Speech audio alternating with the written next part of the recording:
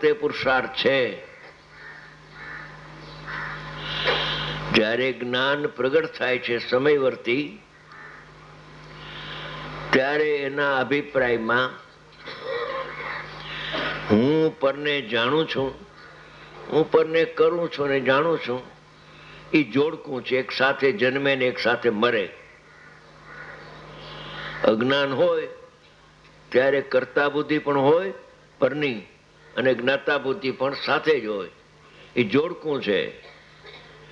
જુગલિયા જન્મે ને મરે એક સાથે છે ને, એમ આ કર્તા બુદ્ધિ હોય અહીંયા જ્ઞાતા બુદ્ધિ હોય, જ્ઞાતા બુદ્ધિ હોય અહીંયા કર્તા બુદ્ધિ હોય. એ છે કે આ પુરુષાર્થની અહીંયા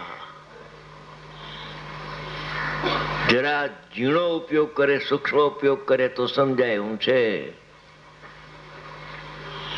ગુરુદેવ ફરમાવતા હતા કે તારો ઉપયોગ આમ જાય છે, એને આમ વાળીને આત્માને જો છે તો આટલું. ઉપયોગ અનાદિ કાળથી, પોતાની ભૂલથી, પોતાના દોષથી, દર્શનોના ઉદયથી નહીં, પણ પોતાના દોષથી અભિપ્રાય, આ અભિપ્રાય, આ અધ્યાસ નિગોદના એને સંસ્કાર છે. એ સંસ્કાર આખા નિર્મૂળ થવા માટે અનંતો પુરુષાર્થ જોઈએ. સામાન્ય ઉપયોગ ઉપરથી સાંભળી લીધું, શાસ્ત્રો વાંચી લીધા, બીજાને ઉપદેશ આપવા માંડ્યો, એમાં એ કામ થાય એવું નથી. અંતરથી ગોલન કરીને એને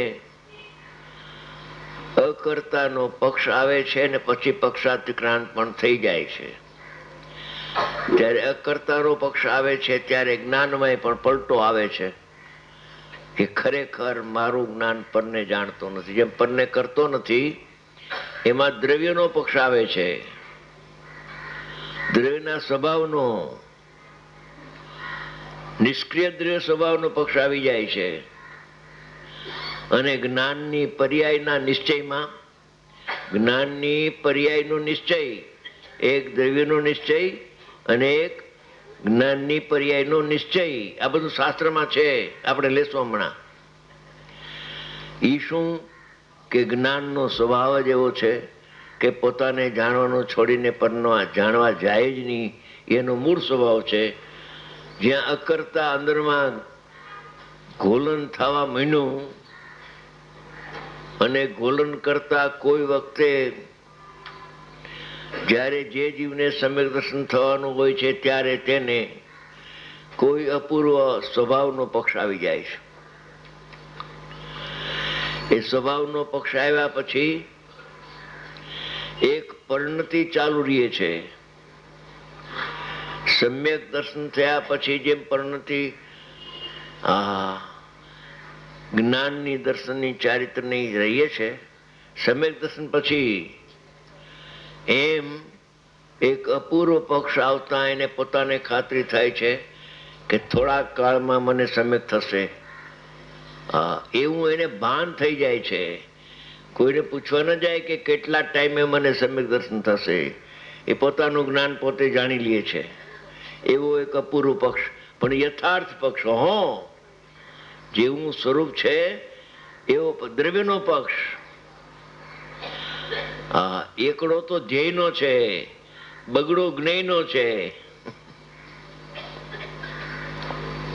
એવો પક્ષ આવ્યા પછી નિરંતર એની પરિણતિ અંદર ઝૂકતી ચાલે છે, વળે છે, વળતા વળતા વળીને અભેદ થઈ જાય છે, ત્યારે સમ્યક દર્શન થાય છે. એની સાથે સાથે જ્ઞાનમાં પણ એને આવ્યું કે જ્ઞાન તો જેનું છે એને જાણે, જ્ઞાન જેનું નથી એને જાણવા ન જાય. તો જ્ઞાન તો આત્માનું છે, તો જાણનાર જ મને જણાય છે, એમ પણ એને જ્ઞાનની પર્યાયમાં આવે છે. એ આવતા કોઈ એનો જ્યારે કાળ પાકે છે પર્યાયનો, દ્રવ્ય તો એનો કરતા નથી, પર્યાયનો સકાળ યોગ્યતા યોગ્યતાનું પુસ્તક પણ બહાર પડી ગયું છે, ભાઈ બહાર પાડ્યું છે, અજમેરાભાઈ. હા, યોગ્યતા, તત્સમયની યોગ્યતા. તો કહે છે કે ત્યારે એકાએક એને અનુભવ થાય છે. એકાએકનો શબ્દ પદ્મનંદી પંચવિશિકી છે, એમાં આચાર્ય ભગવાન એકાએક શબ્દ વાપર્યો છે.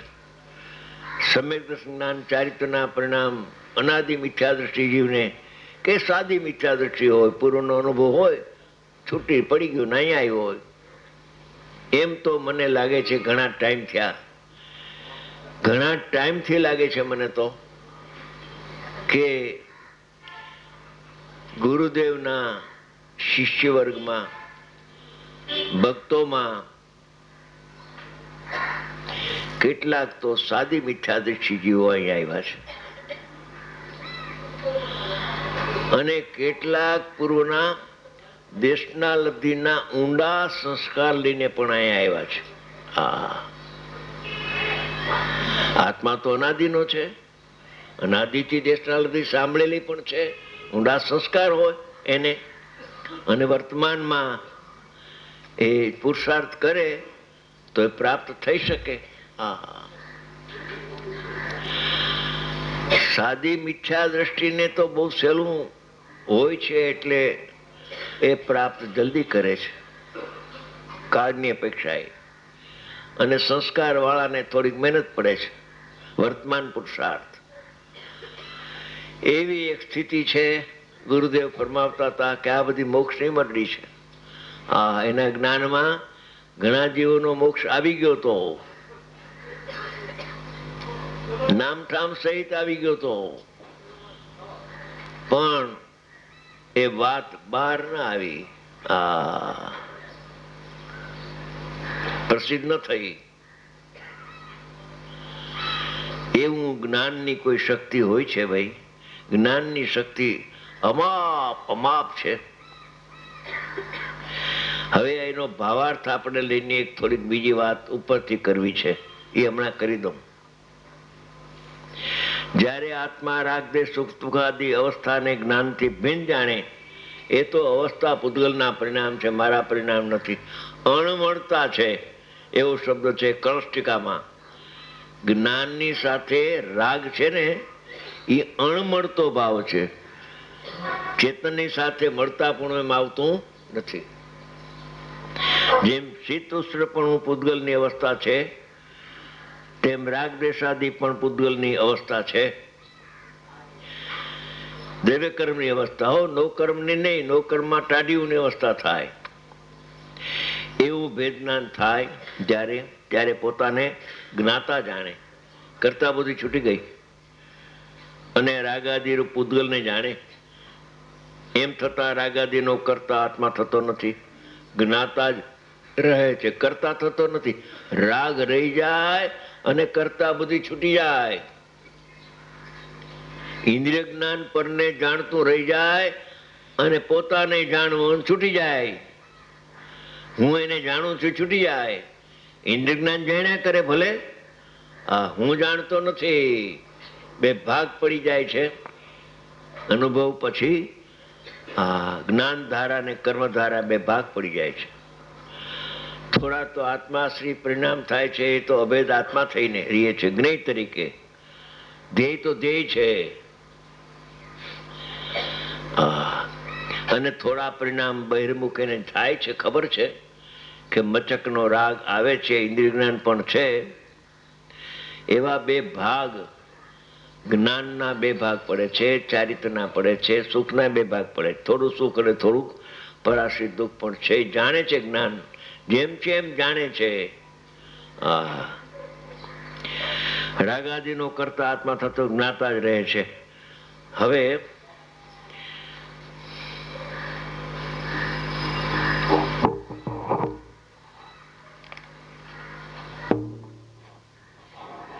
એક પરિશિષ્ટ છે. પરિશિષ્ટ કેમ બનાવ્યું કે ધ્યેયની મુખ્યતાથી આ શાસ્ત્રની રચના થઈ છે. જ્ઞેયને કે જ્ઞાનની મુખ્યતા આમાં ગૌણ રાખી છે. એટલે આચાર્ય ભગવાનને એમ થયું પરિશિષ્ટ એટલે કહેવા ગયું એ તો કહીશ, પણ ન કહેવાનું હોય, થોડું બાકી રહી ગયું હોય તો પણ હું પરિશિષ્ટમાં ઉમેરો કરી દઈશ. તો એમને પોતે કળશો બનાવ્યા છે, લખ્યું છે બધું. એમાં 151 નંબરનો કળશ છે. 251. હા,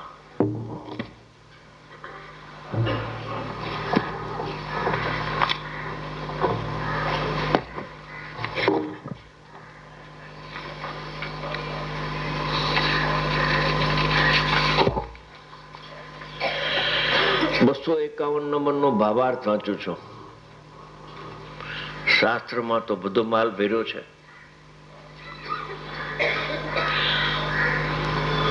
એકાંતવાદી જ્ઞાકાર રૂપ અનેકાકાર રૂપ જ્ઞાનને મલિન જાણી તેને ધોઈને તેમાંથી જ્ઞાકારો દૂર કરીને આ જ્ઞેયો પ્રતિભાસે છે જ્ઞાનમાં, એટલે મારું જ્ઞાન જાણે મલિન થઈ ગયું એમ જાણીને, મલિન થતું નથી.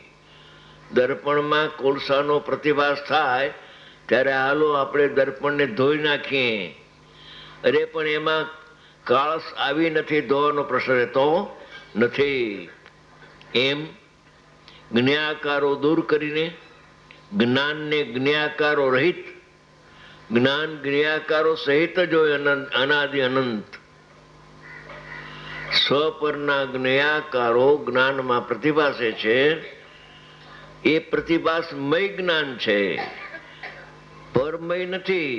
પણ પરના પ્રતિભાસમય જ્ઞાન થાય છે.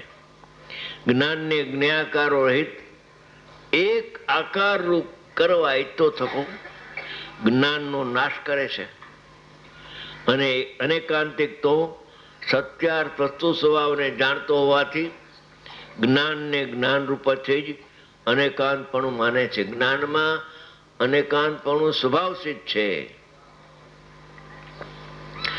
હવે એક 47 શક્તિમાં સ્વચ્છત્વ શક્તિ છે, 11મી શક્તિ છે.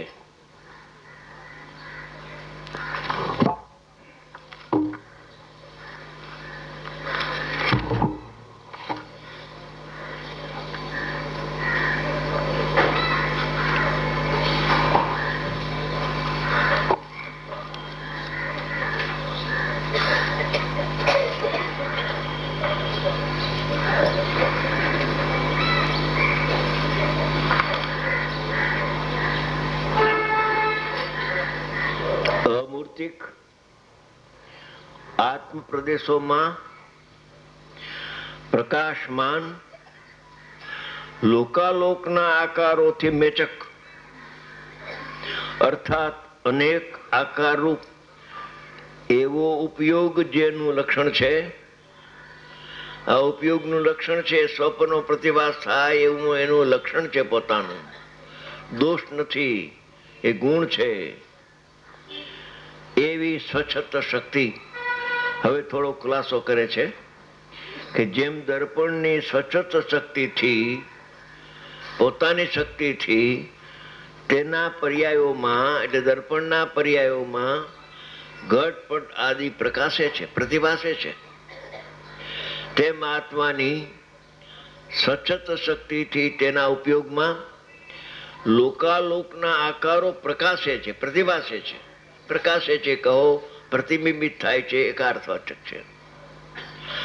હવે એક પ્રશ્ન મારી સામે આવ્યો હતો, મધુભાઈએ કર્યો તો પ્રશ્ન કે આ પ્રતિભાસનો આવિર્ભાવ એ શું છે? એટલે મેં જવાબ આપ્યો કે ભાઈ, એ પ્રતિભાસનો જે આવિર્ભાવ છે એ કોઈ શાસ્ત્રમાં, જીનાગમમાં એનો આધાર મળતો નથી. એટલે આધાર વગર કેવું વ્યાજબી ન ગણાય. કોઈ આધાર મળે તો જુદી વાત છે. એમ કરીને મેં એને જવાબ આપ્યો. અને ખરેખર એવા આધારો બહુ મળતા પણ નથી, પણ એક આધાર મને મળી ગયો. એટલે એક અનુભવીના આધારથી તમને વાત કરું કે નાગસેન મુનિ થયા છે, ભાવલિંગી સંત. એને તત્વાનું શાસ્ત્ર નામનું પુસ્તક બનાવ્યું છે, શાસ્ત્ર રચના કરી છે. તેઓ એક વખત એ તો અંતર્મૂર્તમાં ક્ષણમાં અંદર ને ક્ષણમાં બહાર સવિકલ્પ ને નિર્વિકલ્પ એવી દશા હોય છે.